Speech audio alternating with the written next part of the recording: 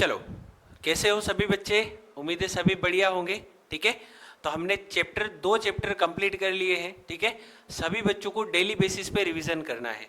हमारा टारगेट 100 में से 100 नंबर लाना है। ठीक है, उसी हिसाब से हम इस तैयारी को आगे बढ़ाएंगे। अभी हमारे पास जो है, अभी तो स्टार्टअप हुआ है, पूरा साल पड़ा हुआ है, बहुत अच्छे से हम इसको दो दो तीन तीन बार भी रिवीजन कर पाएंगे। ठीक है, प्लस क्लास में मैं वही चीजें पढ़ाऊंगा जो एग्जाम में आने जैसा होता है। फालतू की चीजें, टाइम पास जिनसे होता है, उनका जो आगे भी कभी आपको काम नहीं आएगी, वैसी चीजें हम डिस्कस क्लास में नहीं करेंगे। ठीक है, तो आज हम चैप्टर नंबर 3 स्टार्ट करने वाले हैं।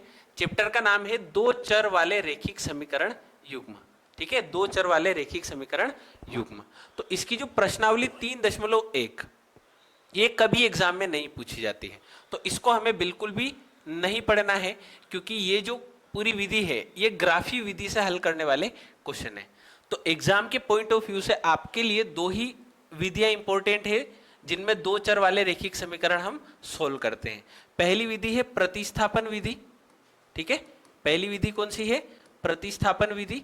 और दूसरी विधि जो है आपकी विलोपन विधि है। दूसरी विधि कौन सी है सर? विलोपन विधि है। ठीक है, तो हम प्रश्नावली 3.1 को बिल्कुल भी सॉल्व नहीं करेंगे, है ना, क्योंकि एग्जाम में आपको न तो अभी पूछेगा न कभी आगे जाके पूछेगा। इसलिए हम इसको जो है सोल्व करना मतलब हमारे समय की बर्बादी करना है। ठीक है, तो इसको आप बिल्कुल छोड़ देना है, बिल्कुल भी ध्यान नहीं देना है। प्रश्नावली 3.1 पर बिल्कुल भी आपको ध्यान नहीं देना है। सीधे हम जंप करेंगे प्रश्नावली 3.2 पर।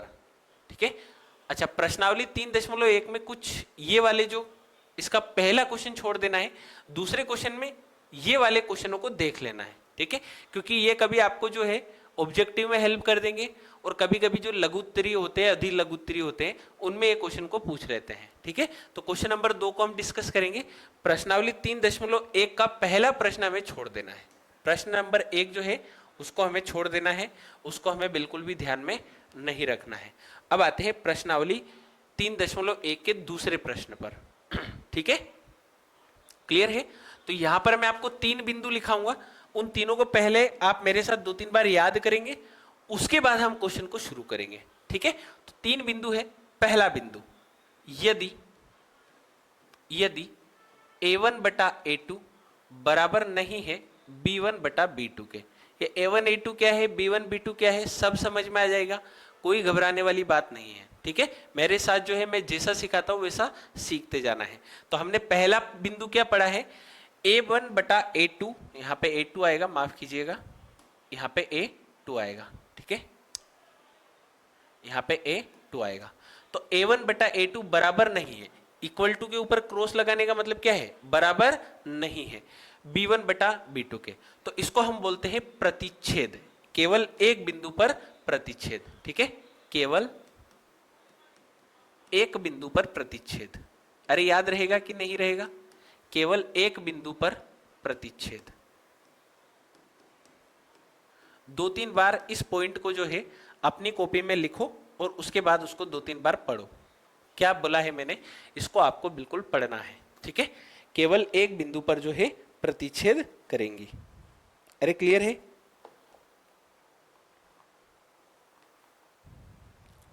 क्लियर है? याद रहेगा? a1 बटा a2 बराबर नहीं है b1 बटा b2 के। इसका मतलब क्या हुआ? इसका मतलब रेखाएं एक बिंदु पर प्रतिच्छेद करती है। a1 बटा a2 बराबर नहीं है b1 बटा b2 के।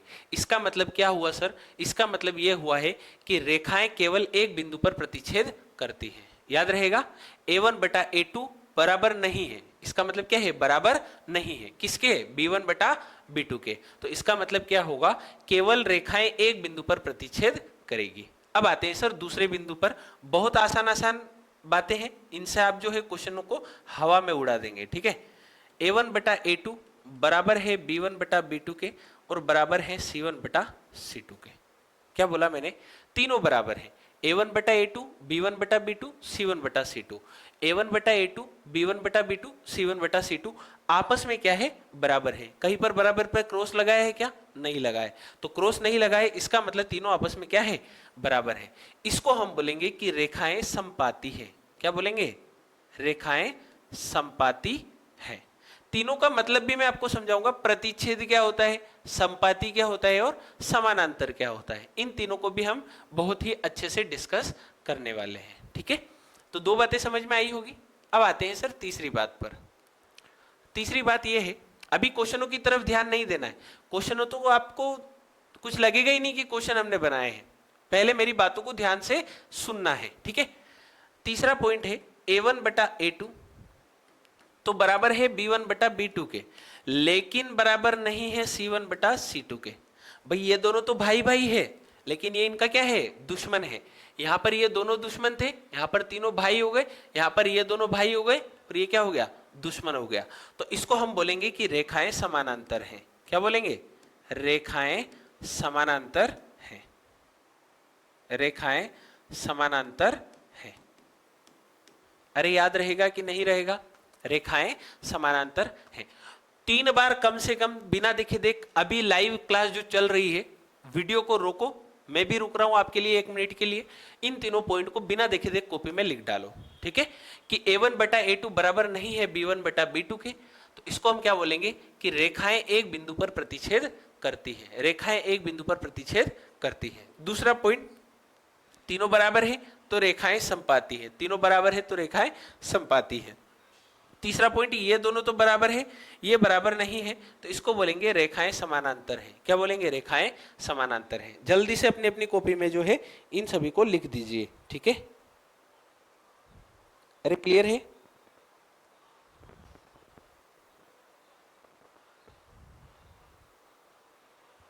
याद रहेगा।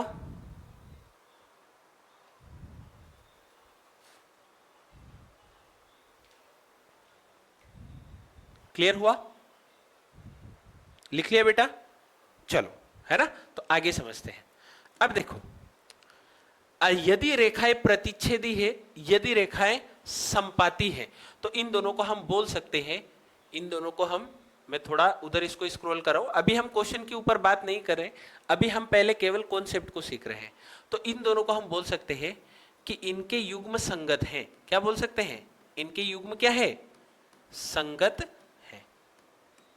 अरे याद रहेगा, या तो बिल्कुल बराबर नहीं हो, या तीनों आपस में क्या हो, बराबर हो, तो इनके युग्म को बोलते हैं संगत युग्म। क्या बोलते हैं, संगत युग्म। और केवल रेखाएं समानांतर होती है तो इनके युग्म असंगत होते हैं। इनके युग्म कैसे होते हैं सर, असंगत होते हैं। याद रहेगा, यदि रेखाएं संपाती है तथा रेखाएं प्रतिच्छेदी है, यदि रेखाएं संपाती है तथा रेखाएं प्रतिच्छेदी है तो उनके युग्म संगत युग्म कहलाते हैं। लेकिन यदि रेखाएं समानांतर है तो उनके युग्म असंगत युग्म कहलाते हैं। इतनी बात याद रहेगी कि नहीं रहेगी, पहले इतनी बात मेरे को एक्सप्लेन करो। पहला पॉइंट, दूसरा पॉइंट, तीसरा पॉइंट, इनमें हम 2 क्वेश्चनों को एक साथ डिस्कस कर रहे हैं, इसलिए मैं यहां पर इसी के साथ में मैंने ये 2 पॉइंट को और ऐड कर दिया है कि संगत युग्म किसको बोलेंगे, या तो प्रतिच्छेदी हो या क्या हो, संपाती हो, तो उन्हीं को हम क्या बोलते हैं, संगत। इन्हीं को हम क्या बोलते हैं, संगत। और असंगत किसको बोलेंगे, समानांतर। असंगत किसको बोलेंगे, समानांतर। याद रखने की ट्रिक क्या है, देखो समानांतर में अंतर सुनाई दे रहा है, अंतर, अंतर मतलब बराबर नहीं है, कुछ भी एक जैसा नहीं है, अंतर है, अंतर है मतलब असंगत है, और अंतर नहीं है तो मतलब ये दोनों है ना। समपाती मतलब सम, मतलब एक जैसा, एक जैसा मतलब संग, सम संग, सम संग। क्लियर हुआ, याद रहेगा। प्रति, प्रति किसको बोलते हैं, फोटोकॉपी, फोटोकॉपी मतलब एक जैसा मतलब संगत। ऐसे हम इसको याद कर सकते हैं रिलेट करके। क्लियर हुआ, ये याद रहेगा कि नहीं रहेगा, क्लियर हुआ। चलो, तो पहला मैंने आपको जो पॉइंट सिखाया है वो बिल्कुल आपके जहन में बस जाना चाहिए, कभी भूलने वाली बात ये नहीं होना चाहिए, ठीक है। चलो आगे बढ़ते हैं, कुछ और बातों को हम सीखते हैं। अब देखो, यहां पे मैं पहले खाली पेपर लेता हूं, इस पे मैं आपको चीजें सिखाता हूं, ठीक है। अभी क्वेश्चन को छोड़ दो, अभी यहां पे आओ। अब A1, A2, B1, B2, C1, C2 क्या होता है, इन बातों को हम समझते हैं। पहले तो A, B, C समझ जाओ, तो A1, A2 भी समझ जाओगे, B1, B2 भी समझ जाओगे, C1, C2 भी समझ जाओगे, ठीक है। हम एक मानक समीकरण बोलते हैं ax square plus B X plus C बराबर 0। ax square plus B X plus C बराबर 0, इसको हम क्या बोलते हैं, इसको मानक द्विघात समीकरण बोलते हैं। क्या बोलते हैं, मानक द्विघात समीकरण।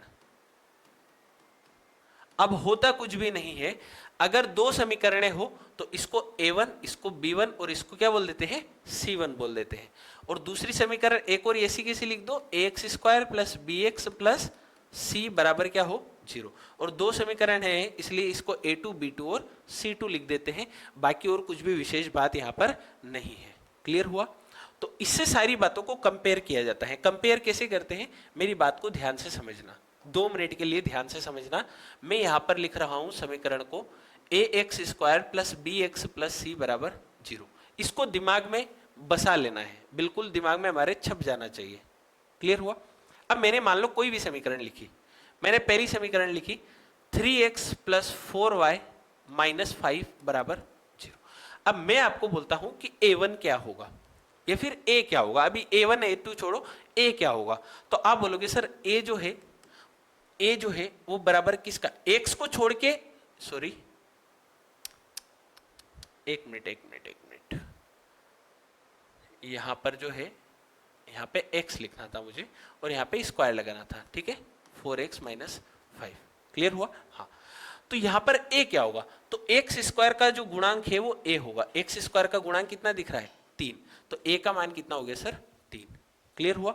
b बताओ b क्या होगा, तो b होगा जो x का गुणांक जो भी है वो b है। तो x का गुणांक क्या है, 4, तो b का मान कितना होगा सर, 4। c का मान कितना होगा, तो c जो पूरा ये लिखा हुआ है ये c है। तो यहां पर इसको मैं ऐसे लिख सकता हूं, देखो ध्यान से देखें, एक 3x स्क्वायर प्लस 4x और प्लस लगा के माइनस 5 लिख दूं, तो बराबर 0 लगा दूं, तो ये देखो प्लस माइनस माइनस 5 वापस हो जाएगा। तो प्लस के बाद में जो भी है वो c है, तो प्लस के बाद में क्या दिख रहा है आपको, माइनस 5, यानी कि यहां वाले को विथ साइन लेना है, तो c का मान कितना होगा सर, माइनस 5 होगा। उम्मीद है ये मेरी बात आपको समझ में आई होगी। क्लियर हुआ? ठीक है। अच्छा, एक समीकरण और लेते हैं, उसके बाद आपको जो है और चीजें क्लियर होगी। मैंने समीकरण लिखी है आपके पास, ax plus by plus c बराबर 0। ठीक है, यहां पे मैंने आपको बोल दिया कि minus 3x minus 4y plus 5 बराबर 0 है। प्लस एक और समीकरण लिख देता हूं, 3x plus minus 3x plus 9y minus 5 बराबर 0। बताओ यहां पर a क्या होगा, तो x के गुणा में जो है वो a है, तो x के गुणा में जो है वो a है, तो a का मान कितना होगा, माइनस का 3। क्लियर हुआ? b क्या होगा, तो y के गुणा में जो है वो b है, तो y के गुणा में अगर प्लस वाला है तो प्लस लगाने की जरूरत नहीं होती है, लेकिन माइनस में माइनस लगाने की जरूरत होती है। तो इसलिए हम b का मान जो मानेंगे वो y के साथ में आगे माइनस वाला है, तो b को हम माइनस का 4 बोल देंगे। उम्मीद है ये बात आपको समझ में आई होगी। और c का मान क्या होगा, तो अगर c का मान यहाँ पे प्लस में है तो कोई दिक्कत नहीं है, लेकिन अगर c का मान यहाँ पर माइनस का होता तो हमें यहाँ पर माइनस लेना पड़ता। तो ये वाले सर इसके मान हो गए। अब जल्दी से मेरे को इसके मान आप कॉपी में निकाल के बताओ, फिर मैं जो लिखूंगा उससे मैच करना, क्या आप लोगों ने सही निकाला है। अगर इतना काम आपने कर लिया मतलब आपका ये चैप्टर पूरा कंप्लीट है, कोई दिक्कत आपको नहीं आएगी। ठीक है, चलो निकाल के बताओ सभी बच्चे जल्दी से। निकाल लिया होगा? चलो, तो देखो माइनस में होता है तो हमें a का मान विथ साइन लेना है, प्लस में है तो कोई दिक्कत ही नहीं है, लेकिन ये c का मान माइनस में है तो हमें माइनस में लेना पड़ेगा। और इस प्रकार से हमने a, b और c के मान लिख दिए। क्या सभी बच्चों ने सही निकाले? सभी बच्चों ने सही निकाले, बहुत बढ़िया। अब आते हैं क्वेश्चन पे। अब कुछ भी नहीं है, बहुत बड़ी बात नहीं है। ठीक है, देखो हमें ये बताना है, ये रहा आपका प्रश्न, हमें ये बताना है कि a1 बटा a2, b1 बटा b2, c1 बटा c2। तो ये a1 दो समीकरण है, तो इसको a1 बोल दो, इसको a2 बोल दो, इसको b1 बोल दो, इसको b2 बोल दो, इसको c1, इसको c2 बोल दो। कि तुलना कर ज्ञात कीजिए कि समीकरण निरूपित प्रतिच्छेद करती है, समानांतर है या समपाती है। तो देखो अगर a1 बटा a2 बराबर नहीं है b1 बटा b2 के, तो रेखाएं प्रतिच्छेद करेगी। अगर तीनों बराबर है तो रेखाएं समपाती होगी, और अगर दो बराबर है और तीसरा बराबर नहीं है तो रेखाएं समानांतर होगी। प्रतिच्छेद का मतलब यह होता है, समानांतर का मतलब यह होता है कहीं पर काटेगी नहीं, एक दूसरे के बराबर चलती रहेगी जीवन भर, जैसे रेल की पटरी। रेल की पटरी देखिए बिल्कुल समानांतर चलती रहती है ना।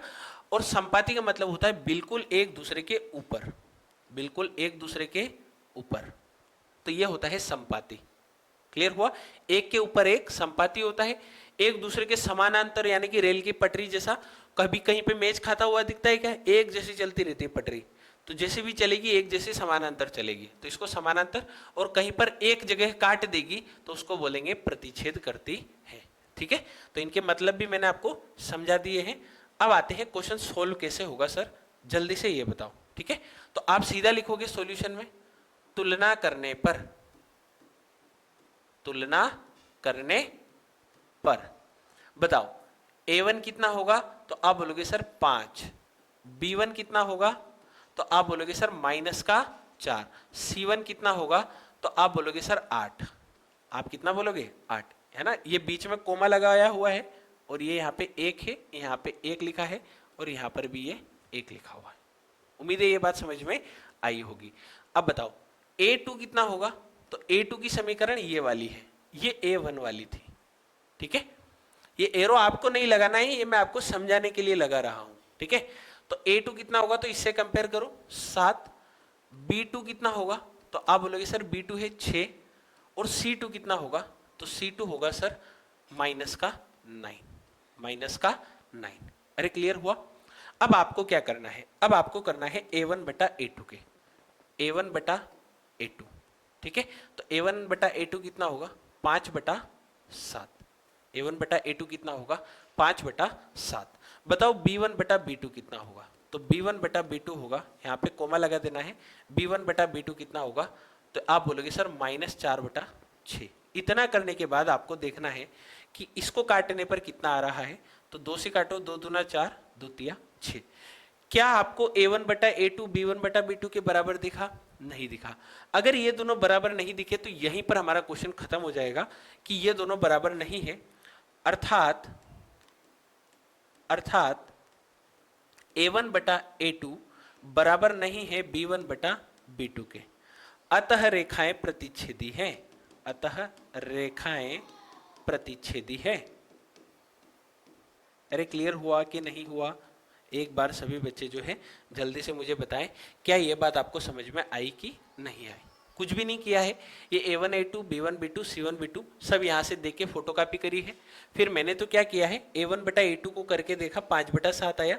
जैसे ही b1 बटा b2 देखा तो -2/3 आया, जो कि बराबर नहीं है।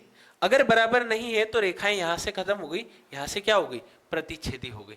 अगर ये दोनों बराबर आ जाते तो फिर हम c1 बटा c2 को देखते, अगर वो भी बराबर आ जाता तो हम बोल देते कि रेखाएं समपाती है, अगर वो बराबर नहीं आता तो हम बोल देते रेखाएं समानांतर है। बहुत सिंपल सी आसान भाषा में मैंने आपको ये क्वेश्चन को करवा दिया है। क्लियर है? अरे क्लियर है? चलो बड़े आगे बढ़ते हैं सर अगले प्रश्न की तरफ। सभी बच्चे स्क्रीनशॉट ले लिया करें, है ना, ताकि घर पे आप इसको आराम से अच्छे से नोट डाउन कर सके, नोट्स बना सके। क्योंकि देखो क्या होता है कि वीडियो के साथ साथ अगर आप नोट्स बना लोगे तो नोट्स जब आप देखोगे ना एग्जाम के टाइम पे, तो आपको 5 मिनट में आप एक चैप्टर देख लोगे, यानी कि 14 चैप्टर है तो आप मुश्किल से 2 घंटे में पूरी कॉपी पढ़ डालोगे। लेकिन वीडियो देखने बैठ गए तो पगला जाओगे आप लोग, है ना। 1 घंटे का एक वीडियो है, 50 वीडियो भी अगर मैं लेके आऊंगा आपके लिए पूरे जो चैप्टर से सबका मिला के, तो 50 वीडियो को देखने के लिए आपको कम से कम 50 घंटे लगेंगे। तो नोट्स बनाने का ये फायदा है कि वही 50 घंटे आप अपने नोट्स में 2 घंटे में रिवाइज कर पाएंगे। ठीक है, तो इसलिए सभी बच्चों को जो है नोट्स जरूरी बनाना है। अपने हाथ का लिखा जो है वो हमेशा हमें समझ में आता है। चलो तो बढ़ते हैं, एक काम करते हैं, इसको इरेज नहीं करते हैं, इसको जो है ऐसा कैसा हम नीचे स्क्रॉल कर देते हैं। ठीक है, चलो तो पहला प्रश्न समझ में आया होगा सभी बच्चों को। इसको इरेज करना ही पड़ेगा। चलो देखते हैं सर दूसरा प्रश्न। ठीक है, चलो तो यहां पर भी वही काम करना है। बताओ a1 का मान कितना होगा, तो a1 का मान होगा 9, a2 का मान कितना होगा, तो आप बोलोगे सर 18। ये a1 है, ये a2 है।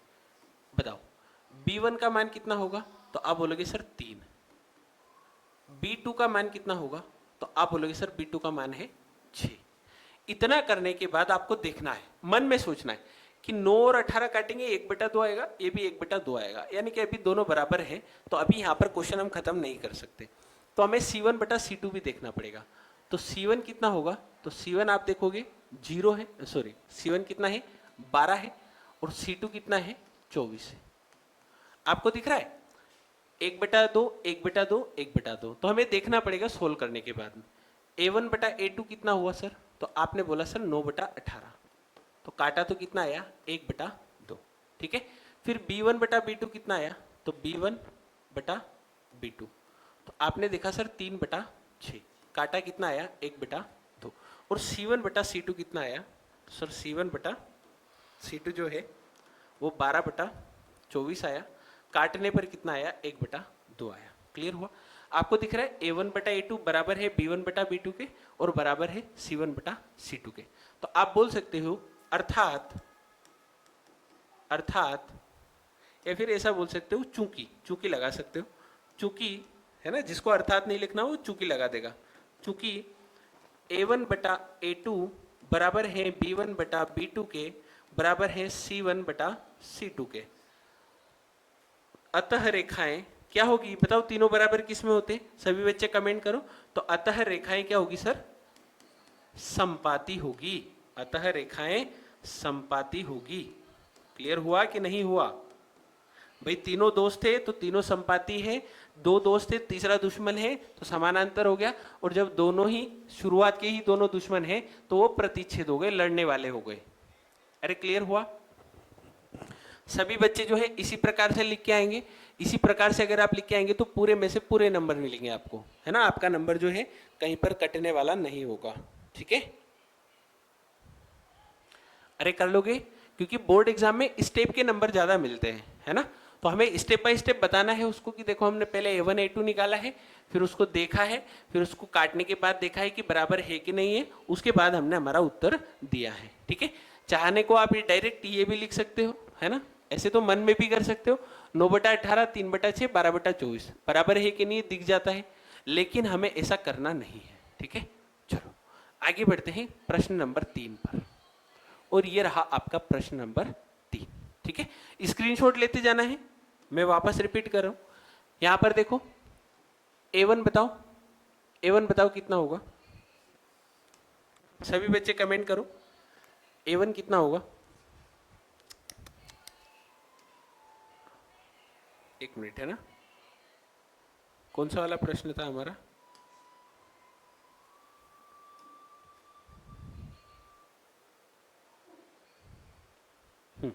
तीसरे वाला, है ना, इसको मैं इरेज ही कर देता हूं, थोड़ा बोर्ड जो है हैंग हो रहा है, ठीक है। चलो तीसरे वाले प्रश्न को देखते हैं।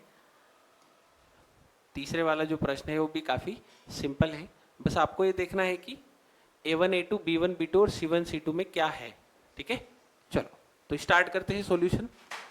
देखो A1 बताओ, A1 कितना होगा, तो आप बोलोगे सर A1 का मान है 6, A2 का मान कितना होगा, तो आप बोलोगे सर 2।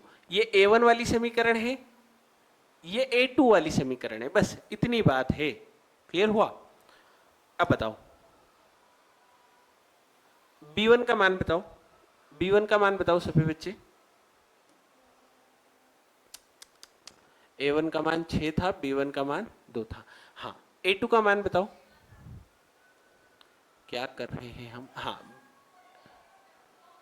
B1 का मान कितना होगा, तो इसको साइन के साथ में लेंगे -3, और B2 का मान क्या होगा, तो इसको भी साइन के साथ में लेंगे -1। अब बताओ C1 का मान कितना होगा, तो C1 का मान आपको दिख रहा है 10, और C2 का मान कितना होगा 9। यानी कि इतनी बात आपको समझ में आई होगी कि अगर माइनस आगे लगा है तो माइनस के साथ में लिख दो, और माइनस साथ में नहीं लगा है, प्लस लगा है, तो प्लस को तो लिखने की जरूरत नहीं होती है। तो आप बताओ A1/A2 कितना होगा, तो A1/A2 दिख रहा है आपको 6/2, तो काटा पीटी करेंगे तो कितना आएगा 3/1। अच्छा बताओ B1/B2 कितना दिख रहा है, B1/B2 कितना दिख रहा है, तो आप देखोगे -3/-1, माइनस से माइनस कटेगा तो ये भी 3/1 दिख रहा है। लेकिन C1/C2 जब आप देखोगे प्यारे बच्चों, तो ये आपको 10/9 दिखेगा, और ये इसके बराबर नहीं है, ये दोनों तो भाई है, ये दुश्मन है, तो बताओ, दो भाई और एक दुश्मन किस में होता है? तो आप बोल सकते हो अर्थ, चूंकि A1 बटा A2 बराबर है B1 बटा B2 के, हम दोनों तो भाई हैं, लेकिन ये हमारा दुश्मन है कौन? C1 बटा C2। तो अगर ये दुश्मन है तो अतः रेखाएं क्या होगी? बोलो, अतः रेखाएं क्या होगी? आवाज नहीं आ रही है। अतः रेखाएं समानांतर होगी, अतः रेखाएं समानांतर होगी। अरे क्लियर हुआ कि नहीं हुआ? बिल्कुल सर, हमें क्लियर हो चुका है, आगे से हम ये गलत नहीं करेंगे। क्लियर हुआ? तो क्वेश्चन नंबर 3 भी हमारा है कंप्लीट हो चुका है। क्लियर हुआ? चलो आगे बढ़ते हैं अगले प्रश्न की तरफ, और ये रहा हमारा अगला प्रश्न। बिल्कुल मैंने आपको ये बातें पूरी तरह से सिखा दी है, ठीक है? ये जो बातें हैं मैंने आपको पूरी तरह से पहले ही सिखा दी है, आपको कुछ भी सिखाने की जरूरत नहीं है। बताओ, यहां पर भी तीनों की तुलना करना है, और युग्म संगत है या असंगत है? तो बताओ, संगत किस में होता है? तो यदि रेखाएं प्रतिच्छेदी हो, है ना? यहां पे वापस मैं एक बार रिवीजन करवा रहा हूं, A1 बटा A2 बराबर नहीं होता है B1 बटा B2 के, या फिर A1 बटा A2 और B1 बटा B2 और बराबर हो C1 बटा C2 के। दोनों कंडीशन में संगत होता है, दोनों कंडीशन में क्या होता है? संगत। और जो यहां पर बराबर नहीं C1 बटा C2 के होता है, उसमें क्या होता है? असंगत। ये बात हम पहले ही समझ चुके हैं, इसमें सर हमें कोई भी परेशानी नहीं है। तो सर क्वेश्चन भी सेम टू सेम दिख रहे हैं, हम अभी फोटोकॉपी सबकी कर देते हैं, ठीक है? चलो तो शुरुआत करेंगे पहले क्वेश्चन से, है ना? शायद हमारे पीडीएफ में थोड़ा गलत लिखा गया है, मैं एक बार x, अच्छा ये 3x है, हाँ हाँ कोई दिक्कत नहीं है। देखो कभी कभी आपको एग्जाम में 3x ऐसे लिखता है, और कभी कभी x इंटू 3 या कभी कभी x3 लिख देता है, तीनों बातें सेम है ना? आप इस 3 को आगे लिखो पीछे लिखो, गुणा में कोई फर्क नहीं पड़ता है। जैसे मैं आपको बोलूँ 2 गुणा 3 कितना होगा, आप बोलोगे 6, 3 गुणा 2 कितना होगा, तो भी आप बोलोगे 6। तो आगे पीछे लिखने से कोई फर्क पड़ा क्या? नहीं पड़ा, तो इसलिए हम इसको आगे पीछे जो है लिख सकते हैं। क्लियर हुआ? कोई दिक्कत इस बात में? चलो करें। तो बताओ यहां पे A1 कितना होगा? तो x के साथ में जो है वो A1 है, कितना होगा? 3। A2 कितना होगा? तो दूसरी समीकरण में देखो x के आगे कितना है? 2। क्लियर हुआ? अब बताओ B1 कितना होगा? तो B1 होगा y के साथ में जो 2 है वो होगा, और B2 कितना होगा? तो B2 जो होगा वो कितना होगा? y के साथ में कितना है? माइनस का 3। लेकिन यहां पर ध्यान देने वाली बात है, C1 कितना होगा? तो आपको क्या करना पड़ेगा, ये बराबर के इधर है तो इसको बराबर के उधर लेके जाओगे, तो बराबर के उधर ले जाओगे तो ये इधर प्लस का 5 है तो उधर क्या होगा? माइनस का 5 होगा। तो इसलिए C1 का मान जो है आप माइनस का लोगे। क्लियर हुआ? C2 का मान कितना लोगे इसी प्रकार से बताओ। अरे C2 का मान कितना लोगे? कितना लोगे? माइनस का 7। बहुत बढ़िया बेटा, माइनस का 7। क्योंकि देखो ध्यान से देखो, 3x प्लस 2y और प्लस 5 होता था, बराबर में 0 होता था, तो हम यहाँ पे C कितना बोलते थे? प्लस का 5। लेकिन अगर मैं इसी 5 को उठा के इधर डाल दूं, बराबर के इधर डाल दूं, तो जब मैं इस 5 को इधर लाऊंगा तो ये कुछ ऐसा दिखेगा कि नहीं दिखेगा? अरे भाई इधर प्लस का 5 है तो बराबर के इधर माइनस हो जाता है, ये तो पता होगा। तो प्लस का 5 इधर होगा तो किसका होगा? माइनस का 5। तो अब यहाँ पे C देखो कितना दिख रहा है? माइनस का 5। यानी कि बराबर के अगर इधर C होता है तो उसके उल्टे चिन्ह को लेना है। प्लस है तो माइनस ले लेना है, माइनस है तो क्या ले लेना है? प्लस ले लेना है। क्लियर हुआ? अरे क्लियर हुआ कि नहीं हुआ? क्लियर हुआ? अब बताओ A1 बटा A2 कितना है? तो आप बोलोगे सर A1 बटा A2 बराबर है 3 बटा 2 के, और B1 बटा B2, तो B1 बटा B2 बराबर है 2 बटा माइनस 3 के। तो माइनस ऊपर लगाओ चाहे नीचे लगाओ कोई फर्क नहीं पड़ता। क्या A1 A2 B1 B2 same दिख रहे हैं? नहीं दिख रहे हैं। ये 3 बटा 2 है और ये 2 बटा 3 है, फोटो काफी अलग अलग है, संख्याएं सेम देख के सही मत कर देना। ये 3 बटा 2 है, ये 2 बटा क्या है? 3 है। भाई कल से आप बोलोगे कि 1 बटा 2 ने 2 बटा 1 एक जैसा हो सकता है क्या? नहीं हो सकता। 1 बटा 2 का मतलब होता है आधा, और 2 बटा 1 का मतलब होता है डबल। क्लियर हुआ? तो ये दोनों कभी भी बराबर नहीं होते, संख्याएं नहीं पूरा एक जैसा दिखना चाहिए, तो ये पूरे एक जैसे नहीं दिख रहे हैं, अर्थात हम क्या बोल सकते हैं, चूंकि a1 बटा a2 बराबर नहीं है b1 बटा b2 के, तो हम बोल क्या सकते हैं, क्या बोला है, युग्म संगत है या असंगत है, अर्थात युग्म संगत है। हम क्या बोलेंगे, अर्थात युग्म क्या है, युग्म संगत है। अरे याद रहेगा कि नहीं रहेगा, अर्थात युग्म क्या है, संगत है। उम्मीद है सभी बच्चों को ये बात समझ में आई होगी। क्लियर हुआ, अरे क्लियर हुआ, तो जल्दी से हम बाकी क्वेश्चंस को भी देख लेते हैं, है ना, इनको तो ज्यादा टाइम हमें नहीं लगेगा, आज ये प्रश्नावली हमारी पूरी खत्म हो जाएगी, ठीक है। तो क्वेश्चन नंबर पहला क्लियर हुआ, इसी प्रकार से परीक्षा में लिखोगे पूरे नंबर मिलेंगे, ठीक है, आपके नंबर जो है बिल्कुल नहीं कटेंगे। तो आते हैं प्रश्न नंबर 2 पर, ठीक है, आते हैं सर प्रश्न नंबर 2 पर, है ना, जिसको स्पीड में लगे वो धीरे करके वीडियो को देख ले, जिसको धीरे लगे वो स्पीड में करके देख ले, दोनों ऑप्शन आपको यूट्यूब देता है, ठीक है। तो आते हैं प्रश्न नंबर 2 पर, तो ऐसे लिखोगे सॉल्यूशन, ठीक है, हल, हिंदी मीडियम वाले क्या लिखेंगे, हल। अब बताओ a1 कितना, तो आप बोलोगे सर a1 का मान है हमें 2 दिख रहा है, इधर x के साथ में कौन है 2, अच्छा a2 बताओ, तो इधर x के साथ में कितना है 4, तो ये हो गया सर 4। अब बताओ b1 कितना होगा और b2 कितना होगा, तो b1 देखो इस y के साथ में कितना है, माइनस का है ना, तो माइनस का लेना पड़ेगा, और यहाँ पे b2 तो बताओ, तो माइनस के साथ में, तो माइनस के साथ में हमें लेना पड़ेगा। क्लियर हुआ, और देखो ये बराबर के इधर है, तो c को उल्टे साइन के साथ में लेंगे, है ना, तो c1 को कितने लेंगे, यहाँ पे प्लस का 8 है तो हमें माइनस का लेना पड़ेगा क्योंकि बराबर के इधर है, और c2 का मान कितना होगा, यहाँ पे बराबर के इधर प्लस का 9 है, तो इधर किसका लेंगे, माइनस का 9 लेंगे। क्लियर है यहाँ तक, अब बस कंपेयर करो, देखो a1 बटा a2 कितना होगा सर 2 बटा 4, काटोगे कितना आएगा 1 बटा 2। अब बताओ b1 बटा b2, तो आप बोलोगे सर b1 बटा b2, माइनस 3 बटा माइनस का 6, माइनस से माइनस कटा, 3 एकम 3, 3 दूना 6, तो ये भी कितना आया है 1 बटा 2। और c1 बटा c2 बताओ, तो -8 बटे माइनस का 9, ये तो कटते भी नहीं है, बताओ ये और ये दोनों बराबर है लेकिन ये बराबर नहीं है, तो हम बोल क्या सकते हैं सर, यहां पे संगत और असंगत बताने, वहां पे समांतर संपाती वो सब बताना था, तो हम बोल सकते हैं कि चूंकि a1 बटा a2 बराबर है b1 बटा, भाई ये दोनों तो बराबर दिखे लेकिन c1 बटा c2 हमें बराबर नहीं दिखा, अतः युग्म क्या है, बोलो, अतः युग्म असंगत है, अतः युग्म असंगत है। इस प्रकार से पूरा सॉल्यूशन हमें परीक्षा में छाप के आना है, पूरे नंबर हमें दिए जाएंगे। क्लियर हुआ, अरे क्लियर हुआ, आगे बढ़े, चलो। तो प्रश्न नंबर कहां तक हमने बना लिए हैं, प्रश्न नंबर 2 तक हमने यहां पर बना लिए हैं, ठीक है।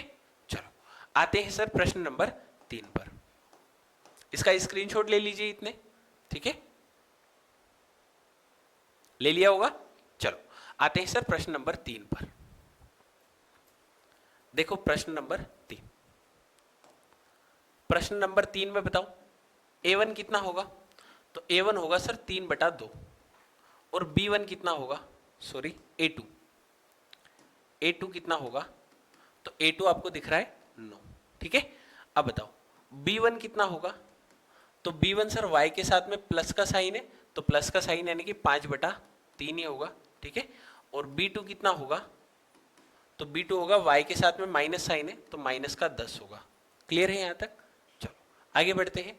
c1 बताओ c1, तो देखो यहाँ पर भी बराबर के इधर है तो उल्टा साइन ले लो, प्लस का 7 है तो माइनस का 7 ले लो, और c2 बताओ प्लस का 14 है तो माइनस का 14 ले लो। अरे क्लियर हुआ, यहाँ तक बात क्लियर है। अब बताओ, अब आपको a1 बटा a2 करना है, a1 बटा a2 करना है, तो a1 बटा a2 कैसे होगा, 3 बटा 2 और बटे में 9 है, बटे में कितना है 9 है, तो यहाँ पे उलट गुणित होगा, तो उलट गुणित होगा तो ये 9 ने ये 2 साथ में गुणा हो जाएंगे, ठीक है। तो यहाँ पर आपको बराबर में करना पड़ेगा कितना, 3 बटा 2 गुणा 9, ये कुछ ऐसा हो जाएगा। क्लियर हुआ, और यहाँ से काटोगे तो कितना होगा, 3 एकम 3, 3 तिया 9, तो ये होगा कितना 1/6। यहाँ पर A1/A2 के लिए हमें मेहनत करनी पड़ेगी, ठीक है। कभी भी आपके साथ में ऐसा लिखा हो 1/2 और बटे में 2 लिखा हो, तो इसको आप लिख सकते हो 1/2 गुणा 2, याद रहेगा 1/2 गुणा 2। कभी भी आपके पास ऐसा लिखा हुआ आ जाए 3/5/10, तो आप इसको क्या लिख सकते हो 3/5 गुणा 10, याद रहेगा। क्लियर हुआ, ठीक है, समझ में आया है ना। तो हम इसको क्या लिख सकते हैं 3/2 गुणा 9, तो 3/2 गुणा 9 लिखा तो 3 से 9 कट गया और ये 3 दूना 6 हो गया, है ना। तो A1/A2 का मान कितना आया 1/6। अब बताओ B1/B2 बताओ, तो अब तो मैं डायरेक्ट लिख दूं 5/3 गुणा माइनस का 10। अरे लिख सकता हूं कि नहीं लिख सकता हूं, लिख सकता हूं। तो ये 5 से कटेगा कितनी बार 2 बार, तो ये होगा 1/-6। ये देखो माइनस का गुणा होगा तो ये होगा -1/6। क्या A1/A2 बराबर दिखे आपको B1/B2 के? एक मिनट में चेक कर लेता हूं, यहाँ पे प्लस ही है माइनस है, समीकरण हमने गलत तो नहीं लिख दी है जी? नहीं, बिल्कुल हमने समीकरण जो है सही लिखी हुई है, ठीक है। कभी कभी होता है पीडीएफ में प्लस माइनस मिस्टेक आ सकता है, तो इसलिए मैं रीचेक भी इसको कर लेता हूं। क्या बताओ A1/A2 B1/B2 के बराबर दिखे क्या? नहीं दिखे। ये प्लस का 1/6 है और ये माइनस का 1/6 है, तो कभी भी प्लस का 1/6 माइनस का 1/6 के बराबर नहीं हो सकता है, याद रखना। मैंने आपको बोला कि आपने 10 अंगूर खाए और मैंने आपको बोला आपने माइनस के 10 अंगूर खाए, दोनों बराबर है क्या? नहीं भाई, एक आदमी 10 रुपए फायदे में है, दूसरा आदमी 10 रुपए घाटे में है, तो दोनों बराबर कभी नहीं हो सकते हैं। तो A1/A2 हम क्या बोल सकते हैं, आगे सोल्व करने की जरूरत हमें नहीं है, चूंकि A1/A2 बराबर नहीं है B1/B2 के। अतः युग्म कैसे होंगे बताओ? अतः युग्म संगत होंगे। अरे याद रहेगा कि नहीं रहेगा? क्लियर हो गया? कोई दिक्कत यहां तक? ठीक है, छाप लो इसको, फोटोकॉपी कर लो, फिर हम अगले प्रश्न की तरफ बढ़ते हैं। बहुत सिंपल है, बस आपको वही जो शुरू में मैंने आपको 3-4 बातें बताई है वो अगर आपने याद कर ली तो इसमें कहीं से कहीं तक आपको कोई भी दिक्कत नहीं आने वाली है, ठीक है। बिल्कुल आप बहुत स्मूथ तरीके से इसको कर पाएंगे। क्लियर हुआ? चलो बढ़े आगे क्वेश्चन नंबर 4 की तरफ, ठीक है। चलो बहुत बढ़िया, बहुत ही स्पीड से हम जो है चैप्टर को कवर किए जा रहे हैं, ठीक है। चलो तो आते हैं सर क्वेश्चन नंबर 4 पर, और इसका सॉल्यूशन मैं यहां से लिखना शुरू करता हूं। बताओ A1 A2 बता दो जल्दी से क्या होगा। तो A1 दिख रहा है 5 और A2 दिख रहा है माइनस का 10, तो A1 दिख रहा है 5, A2 दिख रहा है माइनस का 10। बताओ B1 बताओ और B2 बताओ जल्दी से, एकदम स्पीड में आपको बताना है। तो B1 -3 B2 +6, तो B1 -3 और B2 प्लस का 6, ठीक है। तो प्लस लगाने की जरूरत तो मैं नहीं होती है, ये बात मैंने आपको पहले ही बता दी। बताओ C1 बताओ, C1 बताओ माइनस का 11, और C2 बताओ माइनस का 22 की प्लस का 22? प्लस का 22, क्योंकि देखो ये बराबर के इधर है, तो -22 इधर आएगा तो प्लस का 22 दिखेगा। प्लस का 22 दिखने का मतलब है बराबर के इधर वाले को उल्टा चिन्ह ले लो, सी के लिए क्या ले लो, उल्टा। देखो यहाँ पे प्लस का उल्टा हमने क्या लिया, माइनस, यहाँ पे माइनस का उल्टा हमें क्या लेना पड़ेगा, प्लस लेना पड़ेगा। बस ये मान लेने आपको सही आने चाहिए, ये मैं आपको बहुत अच्छे तरीके से सिखा रहा हूं, ठीक है। तो बताओ A1/A2 कितना होगा सर? तो ये होगा सर 5/-10, तो चाहे माइनस ऊपर लगाओ नीचे लगाओ उससे फर्क नहीं पड़ता है, माइनस माइनस ही रहेगा। अगर दोनों जगह माइनस होता है तो कट जाता है, एक जगह माइनस होता है तो हमेशा ऊपर लगा देना है। तो 5 एकम 5, 5 दूना 10, तो A1/A2 कितना आया है, -1/2। बताओ B1/B2 कितना आया है? तो आप बोलोगे सर -3/6, दोनों जगह माइनस नहीं है इसलिए ये भी माइनस में ही रहेगा। और बताओ C1/C2 कितना आया है? तो आप बोलोगे सर ये क्या हुआ है, हाँ आप बोलोगे सर -11/22, एक जगह माइनस है इसलिए ये भी कितना आएगा, -1/2। क्या तीनों बराबर दिखे? बिल्कुल बराबर दिखे तो अतः हम क्या बोल सकते हैं, अतः हम बोल सकते हैं कि चूंकि a1 बटा a2 बराबर है b1 बटा b2 बराबर है c1 बटा c2 के। अगर तीनों बराबर हैं तो क्या बोलेंगे, अतः युग्म क्या है, बोलो, अतः युग्म संगत है, अतः युग्म संगत है। उम्मीद है यहां तक की कहानी सभी बच्चों को क्लियर हो गई होगी। ठीक है, चलो बहुत ही बढ़िया, बहुत ही शानदार। ठीक है, आगे बढ़ते हैं अगले प्रश्न की तरफ। आगे बढ़ते हैं अगले प्रश्न की तरफ और प्रश्न क्रमांक 2 का 5वां प्रश्न है। और इस जो प्रश्नावली 3.1 है उसमें केवल ये दो ही प्रश्न काम के, प्रश्न नंबर 2, प्रश्न नंबर 3। इसके अलावा कोई भी प्रश्न हमारे काम का नहीं है। तो सॉल्यूशन शुरू करो इसका। a1 बताओ कितना होगा, पहले मेरी तरफ देखना है, मेरे साथ में क्वेश्चन को अटेम्प्ट करना है। ठीक है, उसके बाद में अपनी कॉपी में स्क्रीनशॉट लेके बाद में घर पे लिख देना है, तो आपका रिवीजन भी हो जाएगा। b1 बटा b2 कितना होगा, तो b1 दिख रहा है 2 और b2 दिख रहा है कितना 3। अरे क्लियर हुआ, बताओ c1 बताओ, c1 बताओ, तो -8 और c2 कितना होगा -12। अरे क्लियर हुआ, यहां तक की कहानी समझ में आई। अब बताओ a1 बटा a2 करोगे तो अभी मैंने आपको डायरेक्ट सिखाया था 4 के बटे में 3 है और उसके बटे में 2 होगा, तो ये 4 बटा 3 गुणा 2 हो जाएगा। क्लियर हुआ, काटापीटी करो, 2 दूना 4, इसका मान कितना आएगा 2 बटा 3। अरे क्लियर है। अच्छा b1 बटा b2 तो आपको डायरेक्ट ही दिख रहा है 2 बटा 3। अरे दिख रहा है कि नहीं दिख रहा है, बिल्कुल दिख रहा है सर हमें। और c1 बटा c2 बता दो तो आप बोलोगे सर -8 बटा -12। दोनों जगह है माइनस है इसलिए कट जाएगा, 4 दूना 8, 4 तिया 12। तो c1 बटा c2 भी हमें कितना दिखा, 2 बटा 3 दिखा। क्या तीनों बराबर हैं, बिल्कुल सर तीनों बराबर हैं। तो अतः हम क्या बोल सकते हैं कि चूंकि, क्या बोलेंगे, चूंकि a1 बटा a2 बराबर है b1 बटा b2 के और बराबर है c1 बटा c2 के, अतः युग्म कैसे होंगे बता दो जरा, युग्म संगत होंगे, अतः युग्म संगत होंगे। अरे क्लियर हुआ, तो उम्मीद है सभी बच्चों को यह बात समझ में आई होगी। तो इस प्रश्नावली 3.1 में केवल प्रश्न नंबर 2 और प्रश्न नंबर 3 ही हमारे काम का है। बाकी 2-3 प्रश्न और इसमें दिए हैं, इनको कुछ भी हमें काम में नहीं लेना है। ठीक है, केवल आप इनमें इतना करोगे कि आप इसमें ये निकाल लोगे युग्म संगत है या असंगत है। ठीक है, ये यहां तक के क्वेश्चन को आप बना लेना, बाकी ग्राफी विधि से हल कीजिए, इसको आप छोड़ दोगे। कभी भी ग्राफी विधि एग्जाम में नहीं पूछी जाती है। ठीक है, और न कभी आपको भविष्य में कंपटीशन एग्जाम में काम आएगी, कभी नहीं आएगी, क्योंकि मैं खुद कंपटीशन भी एग्जाम पढ़ाता हूं। ठीक है, तो इसलिए कंपटीशन में आपको काम नहीं आएगी।